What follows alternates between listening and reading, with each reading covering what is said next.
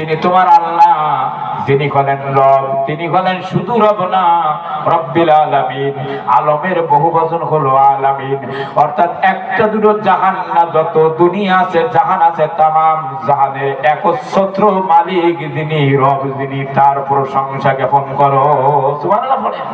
চারটি ওহীতে তিনি তিনটে ওহীতে রব নামের পরিচয় দেন, আল্লাহ বললেন না। আর চতুর্থ ওহীতে গিয়ে আল্লাহর নাম বলার সাথে সাথে আবারও রবের নাম তুলে ধরেছেন। এতবার তিনি রবের এত পরিচয়, এত অগ্রাধিকার কেন দিলেন, এটা একটু বোঝার জন্য আমরা চেষ্টা করি। আল্লাহ তৌফিক দান করুন, বলেন আমিন।